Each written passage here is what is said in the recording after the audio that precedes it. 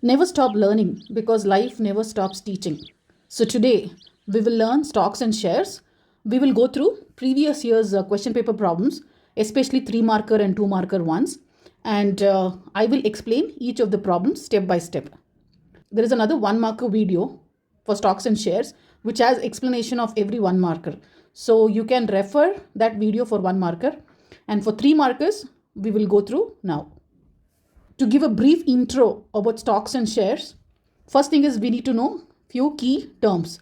Now, if given any company, the capital of that company can be divided into small portions and called as shares. And the people who buy or hold those shares are called as shareholders. Once a company makes a profit, certain portion of the profit is distributed to all of its shareholders. That's called as dividend. And face value is the original value of the share. So when the company is formed, the original value of the share or the initial value of the share becomes the face value or the nominal value of the share. Now, there are two kinds of problems.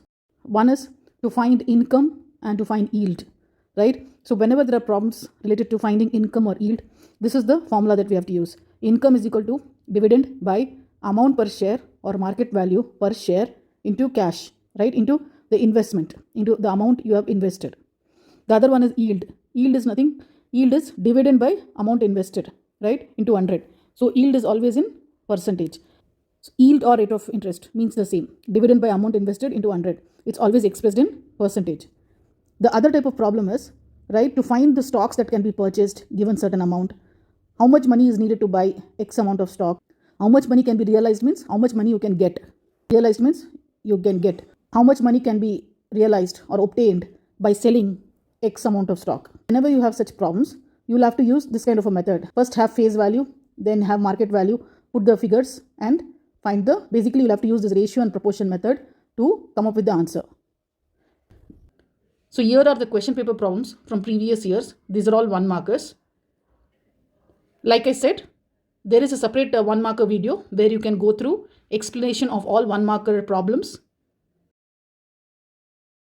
Here are the 3 marker problems from the previous year's question papers.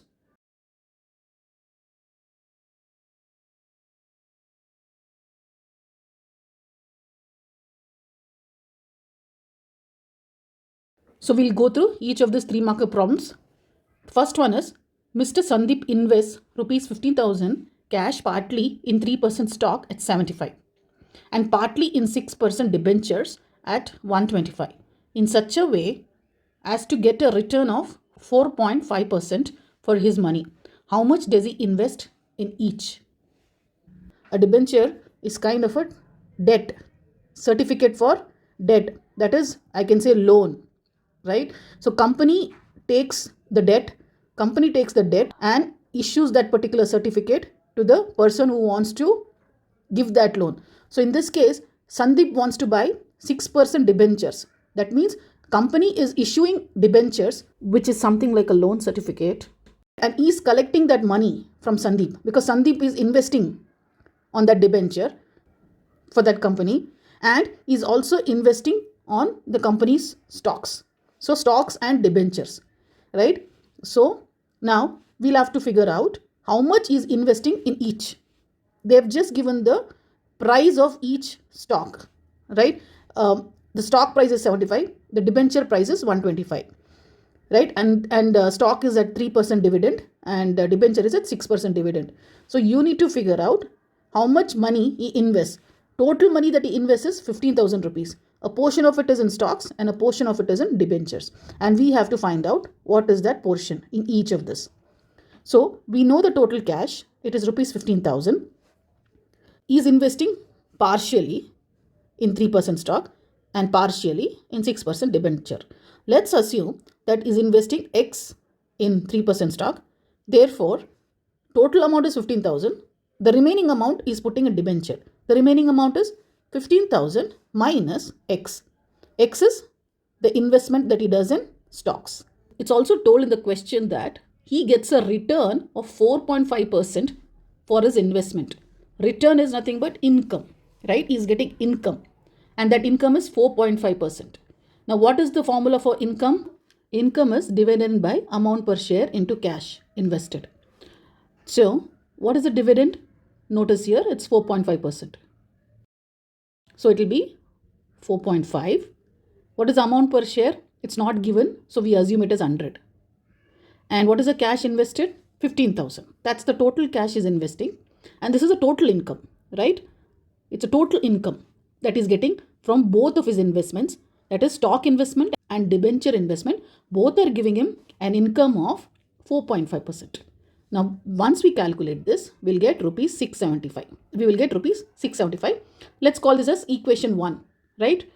Now, we'll see how much income is getting from 3% stock. That is, we'll find income from stocks and income from debentures, right? Using the same formula, we'll find the income. So it's a 3% stock, right? It's given as 3% stock. So dividend is going to be 3%. And what is the amount per share? 75 rupees. Cash invested, we assumed it as X. So 3X by 75. Now we will do the same thing for 6% debenture. What is the income? Dividend is 6. Amount per share is 125. The amount invested is, we assumed it to be 15,000 minus X. And we calculate, let's call this as equation 3. Now we know the total income from both. We just calculated here. Total income from both the investments is 675. Which means total income from both the stocks and debenture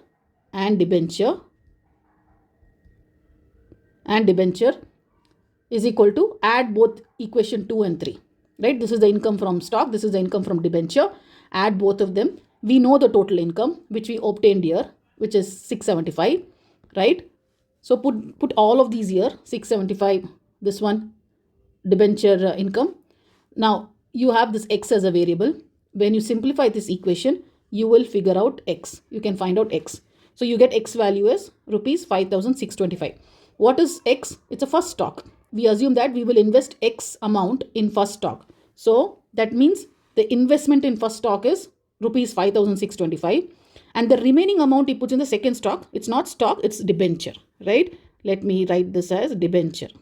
So in debenture, it is 15,000 minus X.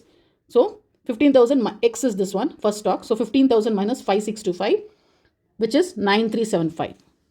So this is the investment in debenture.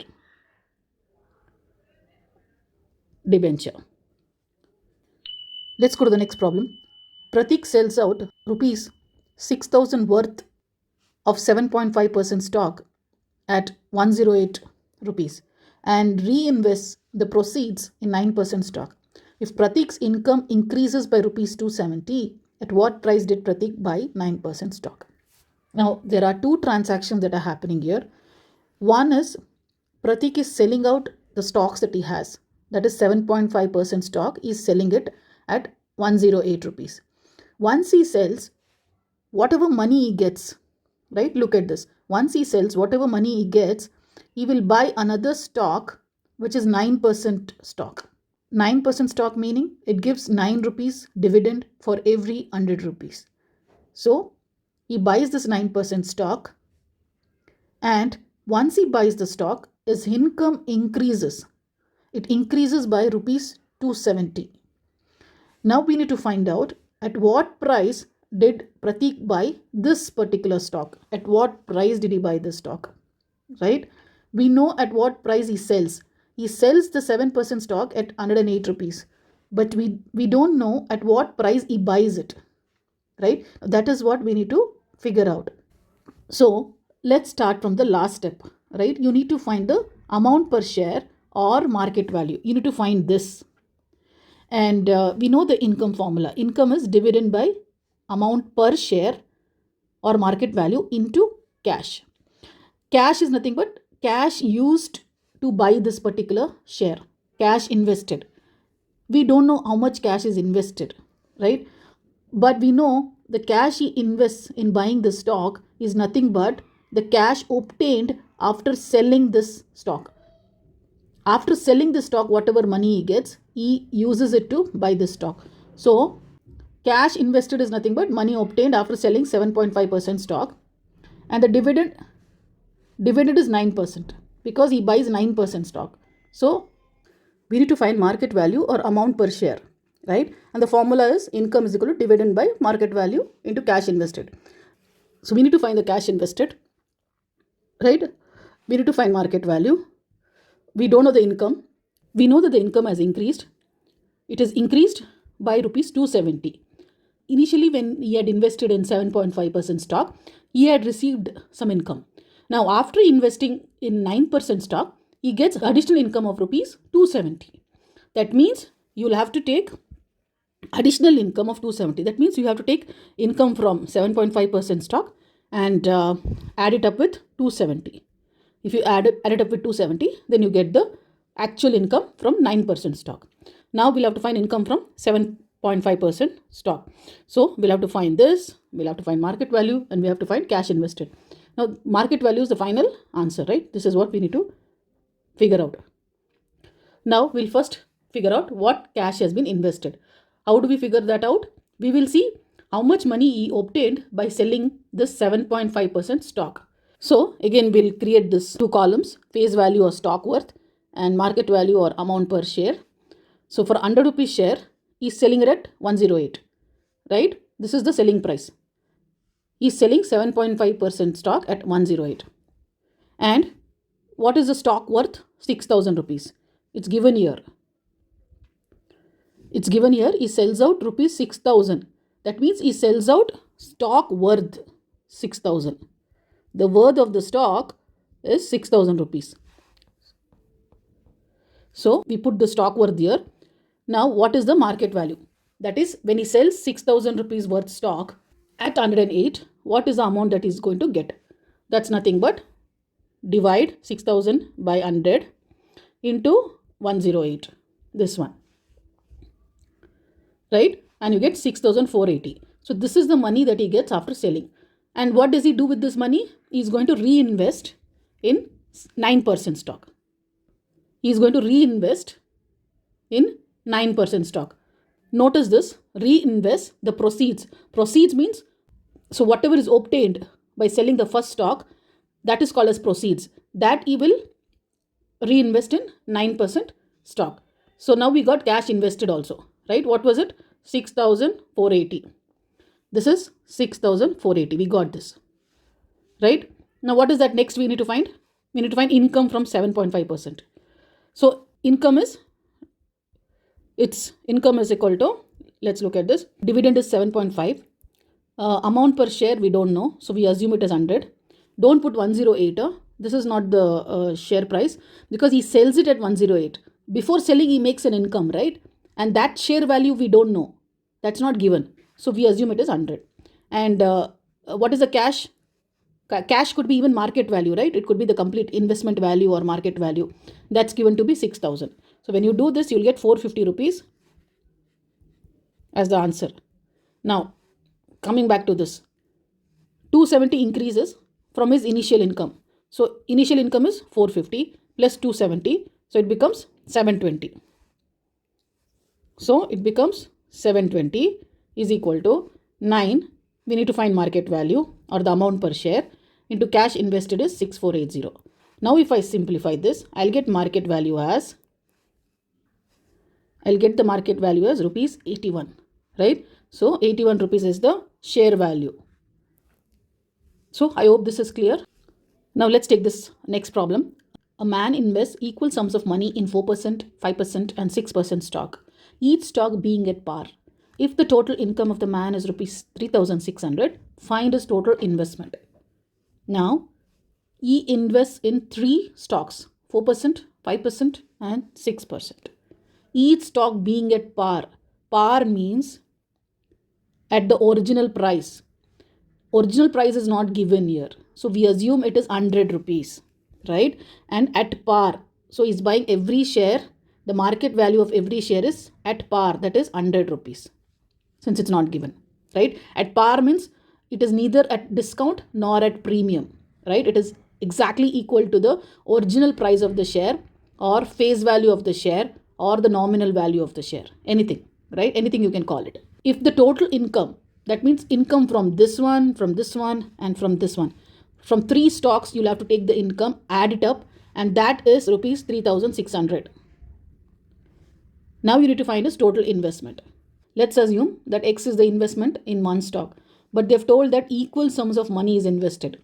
Since it is equal sums of money, we can say that this X amount is invested in 4%, X amount in 5%, and X amount in 6%. So all we have to do is we have to find X. Now, if I look at total investment, what is total investment? Total investment is 3X. Investment in 4% plus 5% plus 6% would be 3X, because each of the stock you're assuming it to be X. X amount in this, X amount in this, X amount in this. So it's going to be 3 times X, 3X. So we'll take income from first stock, second stock, third stock. What is the income from first stock? What is the formula? Income is equal to dividend by amount per share or market value into cash invested or stock worth. Right? Now, dividend is 4%. So 4. Amount per share is 100 rupees at par. And cash invested is X. So we assume that cash invested is X. Now we'll find the income from second stock. Dividend is 5%. Investment is X. So you get 5X by 100. Now income from third stock, same thing, 6X by 100. Now when you add up all these, you need to add up this. That's going to be his total income, right? When you add up all this, you'll get total income. And that total income is 3,600. So let's add up. So the total income is 4X by 100, 5X by 100, 6X by 100. So you get 15X by 100. Now from here, we'll find X. So when you simplify, you'll get 24,000 rupees.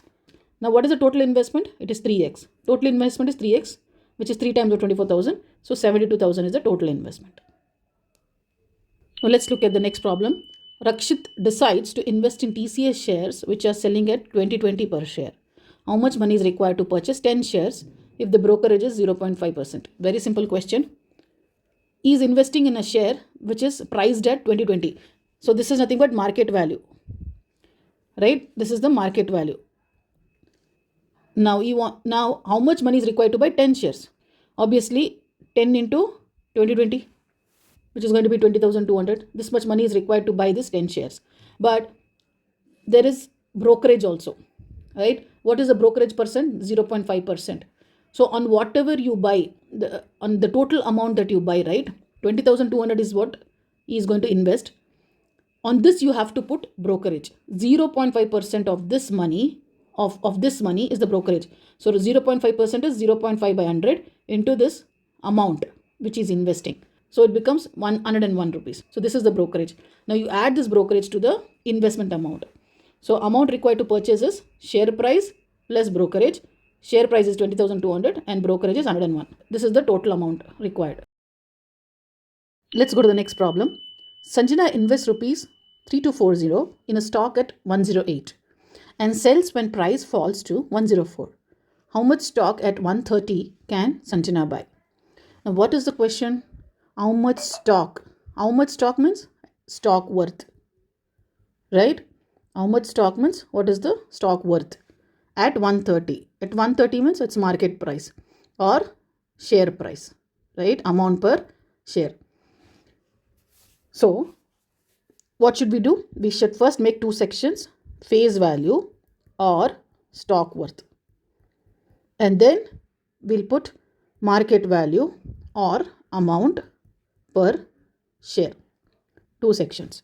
So we assume the face value is 100 and Sanjana is going to buy that share at 130 rupees. This is the market value.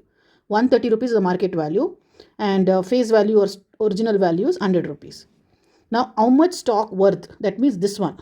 How much stock worth Sanjana can buy for this much of investment, for this much of amount? We don't know this, right? We don't know this. We have to find this. So what is the investment amount here? How do we know? This amount is nothing but investment amount. The amount required to buy these shares. We don't know what is that amount, but we'll have to find this out. We'll go back to these first two lines, right? To get this amount, we have to solve these first two transactions, right? First transaction is Sanjana invests 3240 in a stock. So let's take that case. Buying stock at 108. So stock worth, you make two sections, stock worth and investment or market value. So for 100 rupees stock, Sanjana is buying at 108. And the amount she invests is 3240. So it has to be in market value because she's investing this amount, right? So now you'll find the stock worth. stock worth is 3240 by 108. You divide this by this, 3240 by 108 into 100, you get 3000 rupees. This is the stock worth.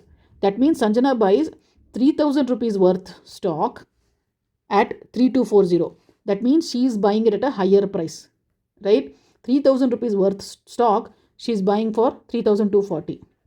Now after that, she sells it when the price falls to 104. You can see that there is a loss. She is buying at 108 and selling at 104. So there is a loss. So now we'll find out how much she gets after she sells this stock. We'll go to case 2, right?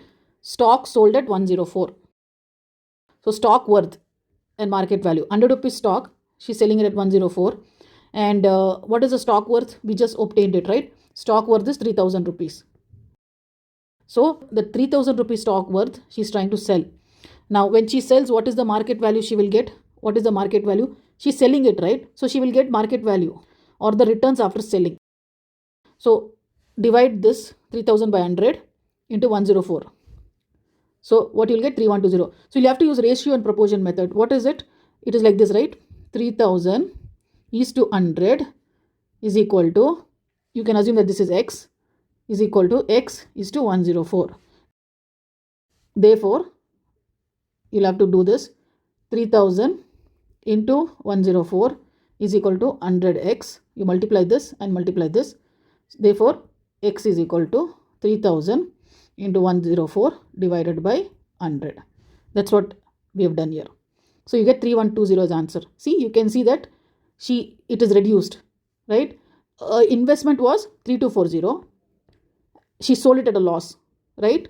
She's getting 3120 now. Now, both the cases we have solved. The last case is this one, right?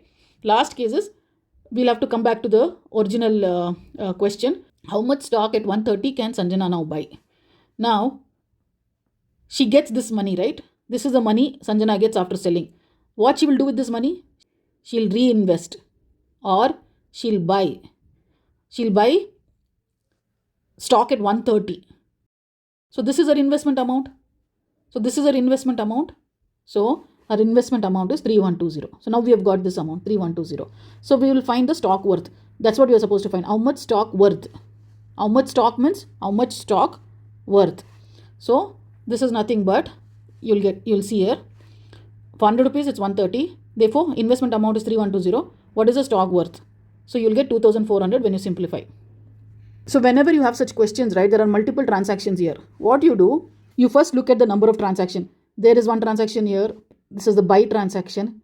And then you have sell transaction. And then you need to find stock worth here. So 3 transactions are there. So make 3 cases. First case is buying stock at 108. Second case is selling stock at 104. And third case is buying at 130 rupees. Hey folks, now that you are there with me so far, take a moment to press a like. Let's go to the next problem. How much of 8% stock at 96 can be purchased for rupees 4,800? What is the income derived? So first, how much of 8% stock at 96 can be purchased? So how much of 8% stock means you have to find stock worth, right? First, try to get the question correctly. You need to find the stock worth. Cash is already given here. This is the cash invested. Let's have these 2 sections. Face value or stock worth, and then market value or amount. So market value is 96. We assume the original value or face value is 100, and cash invested is 4,800. That this is the total amount. This is the amount only per share, right? This is per share. This is the total amount. So what is the stock worth? So stock worth would be, divide this ratio and proportion method, 4,800 by 96 into 100. Divide this. So you'll get 5,000 as the answer here. Now you'll have to find the income. What is the income formula? Dividend by amount per share. Dividend we know, whatever is given in percentage, that is the dividend. So 8, and amount per share is 96, and the cash invested, this cash is 4,800. So you get 400 rupees as the income. Let's go to the next problem. Raksha holds 2,100 of 3% stock. She sells the stock at 121 rupees and invests the proceeds in 5% stock. So she first has 3% stock with her and the stock worth is 2100. She sells that stock at 121 rupees. And whatever money she gets after selling, she will invest it in 5% stock. Invest the proceeds. That means whatever she gets out of this selling transaction, she will invest it in 5% stock. And thereby, because of that investment, her income increases by 14 rupees. Now find the market price of this 5% stock. That is, you have to find the amount per share, right? She invests or she buys this particular 5% stock. You need to find the stock price of one share. That's the question.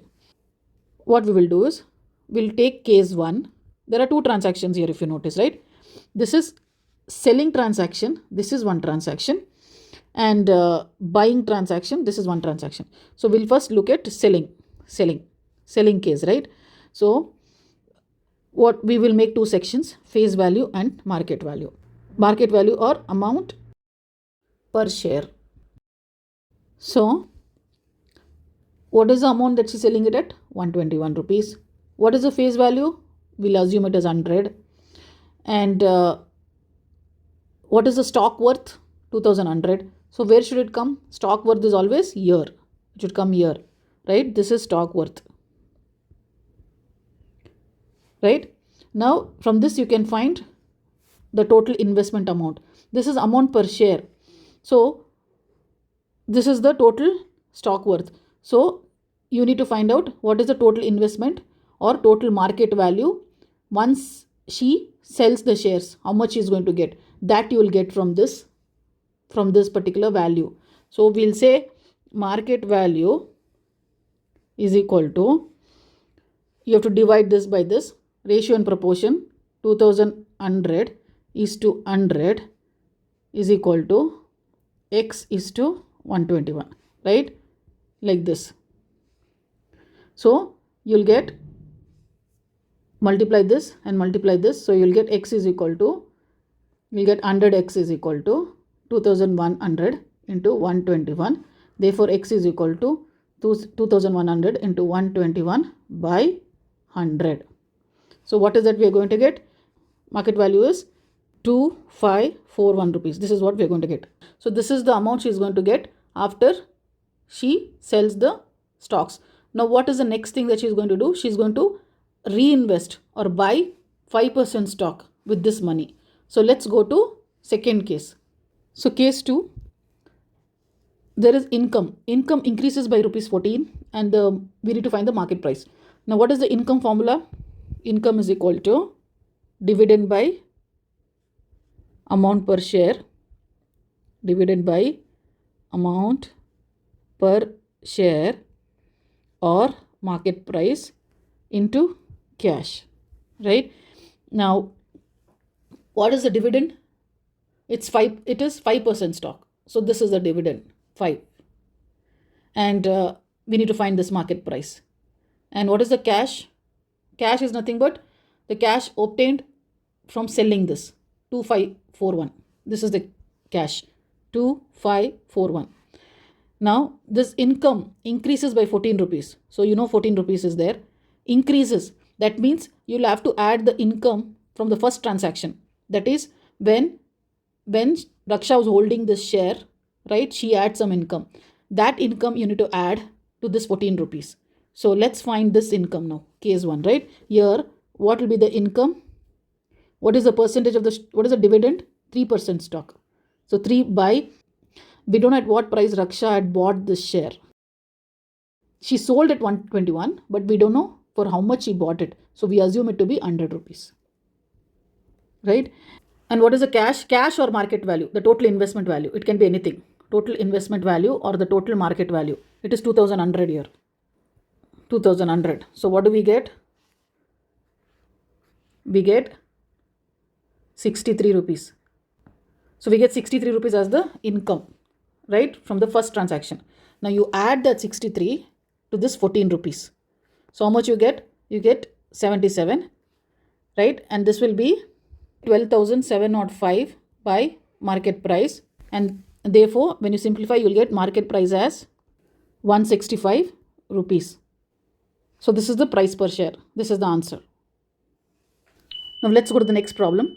Which is a better investment? 8% stock at 110 or 9% stock at 98? Very simple. When you say better investment, how do you know? How do you know which is better investment? Only by the returns, right? Only by the returns we'll know which is better investment. What we can do, we can find yield. Why yield? It can be yield or income, right? But why yield specifically? Because yield is for 100 rupees, right? Income is for the actual investment, actual amount of investment. Yield is for 100 rupees. So to generalize, because you're comparing between two investments, to generalize, you'll always take it for 100 rupees. So you'll take yield. So what is the formula for yield? Yield percent is nominal interest or dividend by amount per share or market price into 100. Now we'll take 8% stock. So what is the dividend? It is 8. What is the market price? 110. And it's for 100 rupees. So you get this percent. Now you take the 9% stock at 98 rupees. So dividend is 9. Stock price is 98 and 400. So you get this. Now you compare. Whichever is giving you higher yield percentage, that is a better investment. So this is giving you better returns. So 9% stock is a better investment. Next problem. Ritu purchased 200 HDFC shares when the price was 625 and then she sells all the shares when the price goes up to 715. If the brokerage for each transaction is 1%, how much did Ritu gain? So there are two transactions here, right?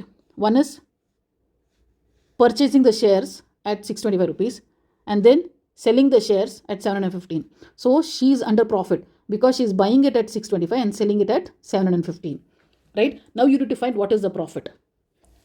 So there are two transactions here. So let's find the cost price. She's buying 200 HDFC shares.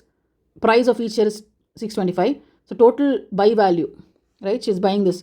So total buy value is 1,25,000 rupees. Now, for every transaction, whether it is buy transaction or sell transaction, there is brokerage. So now, since she's buying this, there will be brokerage. And the brokerage is always on the final value, final buy value or final transaction value, right? Brokerage is always on the transaction value. So now here transaction value is 1,25,000, 1%, so 1 by 100, and you'll get 1,250 as the answer.